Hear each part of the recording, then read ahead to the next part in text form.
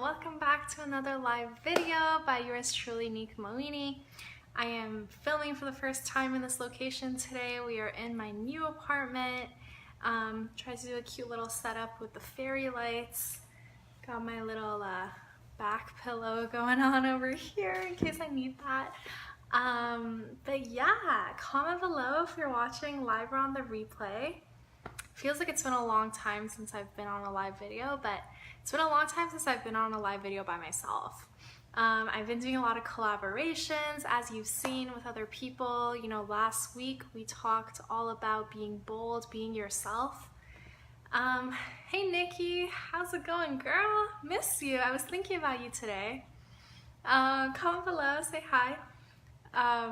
So yeah, I've been doing a lot of live videos with other people, other kinds of coaches, or other people just sharing inspiring personal growth advice. But today it's time for just a one-on-one, just me, you know? You just get to hear my voice and hear my thoughts on different issues. So I thought we would start off today by just talking about a topic. Hey girl, hey Coquette, do you like the background going on? Okay, so I thought I would start today talking about a topic that I think everyone would benefit from, and something that I've kind of been dealing with recently in terms of really time management. So today I sat down and I wrote out everything I'm doing at the same time, and honestly the list was a little crazy. I'm doing around like 7 or 8 different things, whether that's the podcast, not even counting like the YouTube channel, and like in terms of my businesses, right, I have the Positivity Boss, I'm doing high ticket sales, so I'm actually working with 2 people for high ticket sales right now. I have my job, and I have the podcast. So I have the Young and Ambitious podcast and then the $7 Trillion Ideas podcast. And then I just joined the board of directors for Gen Z Foundation, and I'm also part of League of Innovators, and those are my 2 nonprofit things that I do, volunteer things. So it's kind of insane. And honestly, like I say no to a lot of things still. Like I feel like I still am narrowing it down to what I really want to do. But at the same time, it's like life is really short, so I can't not do things, because if I were to die tomorrow, then I would regret not doing some of the things that I really want to do. So how do I balance the 7 or 8 things that are going on at once? All right, before we get into that, let's see what Nikki says. Oh, hey Shannon. Okay, Nikki says, I miss you, I've been busy, but I've been watching them off live and I enjoy it. I'm back though, and today I went back to school. That is awesome, your last semester of school. Well, you're gonna kill it. I hope some of the time management stuff we talk about today is relevant for you. So with that being said, let's get right into it. So one thing that really helps me with my time management actually is having a really set time where I sleep and I wake up. So a lot of us going through university, you know, we kind of stay up depending on if we have assignments, we stay up if, you know, we're working on a project, maybe we're starting a club, whatever it is. A lot of us kind of let that sleep schedule fall whenever, you know, we're working on something. But what I've found is that if I don't sleep at the same time every night, then I don't wake up at the same time every morning, and it just isn't very consistent. And when you really try to make the most out of every minute of your day, it's not good to sleep and wake up at different times. So what I like to do every night, I try to sleep at 11. I like to be actually sleeping by 11, so that means going to bed at 10:30 so that I can do my night routine and fall asleep. And then I try to wake up at 6:30 so that I can have, you know, half an hour for my morning routine, and then around 2 hours before work to do my other work. So I would really recommend that this is the first time management skill that you really master, because without control over your sleep schedule, you're kind of not giving your body the right amount of rest that it needs, and you're not really nurturing your health in that sense, and it can really catch up with you. Like, you know, a lot of people maybe sleep 5 hours and then they say they'll catch up on the weekend, but if you think about it, if you are just consistent every single day, no matter if it's the weekend or not, with your sleep, then you'll maximize the total amount of time that you're awake. So tip number 1, comment below what time you go to bed. Really curious to see if people go to bed late or early. Some of my coworkers go to bed at like 9:30, 10 p.m., which is kind of crazy, but that's what people do. So that's tip number 1. Tip number 2, time management tip, is to have a system to book calls and meetings. So the one thing that I like to use for booking calls and meetings is Zoom. So you can schedule everything in Zoom, and then it's all in one place, and you can just always use that whenever you need to call someone that's not in your country, or if you want to do a video conference. And you can just have that easily. And the second thing that I use is called Schedule Once. So what this is basically you will get a link that will link to your Google Calendar.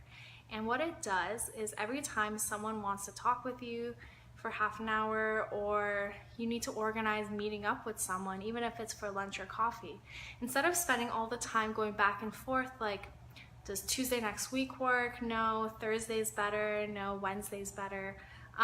They just book a time with you, and that allows them to look at their own schedule, figure that out themselves, and then book a time with you. So it saves time for both of you in order to actually book something and get to see each other or get to talk or whatever it is. Use a scheduling software. So Schedule Once is a paid software, but you can use Calendly, which is like Candly or something. I'll comment it below. And yeah, it just integrates with your calendar. So that way, whenever you need to organize a meeting or you need to do anything like that, you can just send your booking link and people can book with you. So especially if you're like an entrepreneur and you need to book, calls with people, maybe you need to meet with people to talk about collaboration, things like that, then it's a lot better to just give them a time to speak with you, and that's just the easiest way. So that saves me so much time. Especially for the podcast. And if you are thinking about ever starting a podcast, just having a scheduling software where you can put the link for the podcast and you can put the time that you're meeting, and it's all organized, that you never have to go back and forth, is going to save you a lot of time. So that is my second tip. Nikki says, when I was president of Persian Student Association, I use an app called Doodle. Yes, that one's really good too. And yeah, that one's good when you have a group of people that need to schedule a time, but if it's just you and one other person, like if you're going for lunch or if you're going for a meeting or something and you need just one person, then I recommend that. Or if you need to book a time to chat with someone, for example. Okay, so that was number 2. Number 3 is make the most out of the times where you're going in between tasks. So let's say you're going and commuting to work and you use like 27 minutes or something to get to work. What are you using that time for? If you look around you on the bus, a lot of people are scrolling, a lot of people are reading random news, a lot of people are just sitting there. A lot of people are just kind of letting that time pass before they get to the next thing that they have to do. But what you can do is be really mindful of all of that time and actually plan for it. So for example, what I do is I use the time on the bus to send emails out. I use the time on the bus to write out the caption for an Instagram post. I use the time walking to like Shoppers Drug Mart to buy something, to listen to a training or a podcast. Like I'm using every second of the day in order to do something productive with it. And if you think about it, a lot of us have these like 5-minute, 6-minute blocks in between things that we're doing that we're not doing anything. Maybe we're just waiting for someone, or maybe we're waiting for it to be a certain time so that we could start the next thing. And we're kind of just sitting there, and a lot of people are just scrolling and stuff. But if you think about it, if you want to do a lot of things, and this is, if you're a really ambitious person and you want to do a lot of things, then those 5 or 6 minutes can be used for something. In 5 minutes, you can send out 50 connection requests on LinkedIn. You can send out like 10 emails. You can be doing a lot of things. And I think I'm borrowing this a little from Gary Vaynerchuk, who has a YouTube video called like what he does with 7 minutes. And he I think he like sends DMs to different people he wants to work with or something, or that's something he was teaching. And it's really amazing that way because you can just use that time. I've been doing a new goal where it's like I try to connect with 200 new people a day. So whether that's like connecting with new people on LinkedIn, meeting new people on Instagram, just like growing the network just so I can grow the impact that I can make on the world. And it doesn't take much time. And I just do it like quickly between tasks. And it's just really being mindful of all of those minutes. Like instead of looking at the clock and thinking, okay, it's like 8:17, something starts at 8:30, let me waste, the 13 minutes. Well, you don't think let me waste, but you're like, okay, I'll just sit here until it's 8:30 for the next thing. Really think like, okay, what can I do in that time? And how can what I do actually produce a result? So tip number 4 is evaluate all the actions you're doing and the result that that's producing for you. So what are the actions that you do? And this is the 80-20 principle, right? Where it's like 80% of our results are from 20% of our actions. So what are those actions that you're taking every day that are making a big impact? So maybe if you're a president of a club, you're planning events, or you're connecting with sponsorships so that your events have more resources, or you're reaching out to and brainstorming different ways to get more members. Maybe that's what you're doing, and that kind of work actually produces a lot of results, whereas some other kind of work that you might be doing might not produce the same amount of results. So it's really making a list of everything you do and thinking, okay, like which one of the things that I spend my time on is giving me the most return on investment for my time. And once you do this and you realize, like, for example, in business, there's certain money-making activities that you do, and those are the ones that actually bring you sales or customers. And like social media, there's certain activities you do that actually produce more results than others. So yeah, like make a list of them for all the different things that you do and think like, how can I make the most out of every minute that I have so that I could do these activities? What tip are we on now? I think we're on 5. So tip 5 is to actually put time to do things into your calendar. So a lot of times we make the to-do list and then we look at it and we're like, okay, like let me start with this thing, but then we don't think, I'm gonna do that for 30 minutes and then move on to the next thing. We're like, okay, I'm just gonna tackle my to-do list, right? And you give yourself like a whole day. You're like, I'm gonna spend Saturday tackling my to-do list. And a lot of times when we do that, we might get to 1 or 2 things and they end up taking a lot of time. Whereas if we were to actually sit down and be like, okay, 30 minutes on this one task, I'm going to try to get as much done as I can, 30 minutes on the next task, 30 minutes on the next task, and you're actually diligent with sticking to that, like as soon as the clock hits like 9:29, you're ready to switch over to the next thing. That's when you actually start seeing more progress rather than just sitting down with a to-do list with a whole day and just kind of trying to go through it that way and try to finish one thing. That being said, like you need to be reasonable about the things you're doing. As I said, like try to do the money-making activities, put those into those 30-minute blocks, or money-making or impactful activities, whatever it is that you do right now. And really focus in on those 30 minutes that you're doing that task. And I like to use 30-minute blocks because I'm someone that gets distracted easily.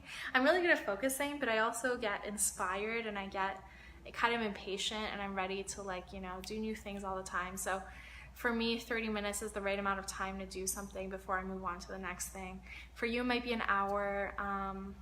But for me, yeah, it's 30 minutes, and I think I can force myself to just focus in on one thing for 30 minutes. So that's what I would suggest, is really move away from the to-do list and a whole day to do the to-do list system and move into half-an-hour blocks of consistent timed actions.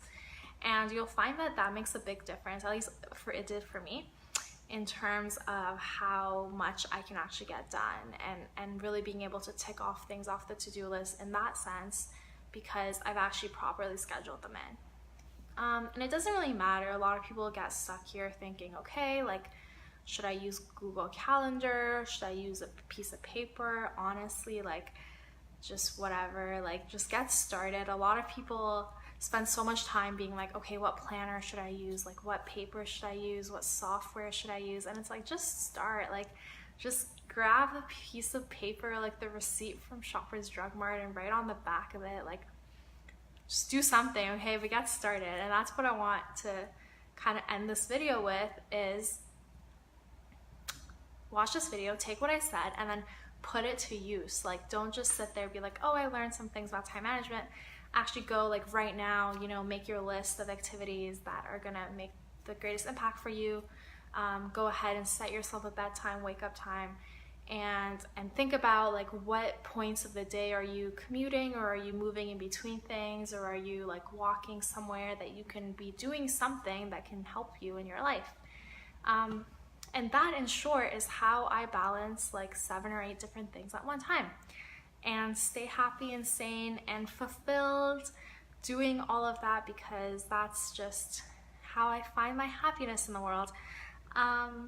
So yeah, I mean, don't let people tell you that you can't do a lot of things and do them well, because people don't know your potential, and maybe other people are not as insanely driven and motivated as you are. So go out, make your dreams come true, and be productive and manage your time. So yeah, let me know if you have any questions about time management, and I will do my best to answer them. And thanks so much for tuning in. We do live videos every Wednesday night at 8 p.m. Eastern Standard Time on this Facebook page, and then I do a little recap on my Instagram at The Positivity Boss. You can also join the Young Bosses Collective Facebook group, where we keep each other accountable on our goals. It's men and women. It's people that just want to become better. A lot of young people that just want more from life. And check out the podcast, Young and Ambitious Podcast. We have new episodes every Sunday. That's all I wanted to say. The YouTube channel, Positivity Boss, yeah, just check me out on everything. And we'll see you next Wednesday. Yeah, so thank you for tuning in, and have a beautiful Wednesday night.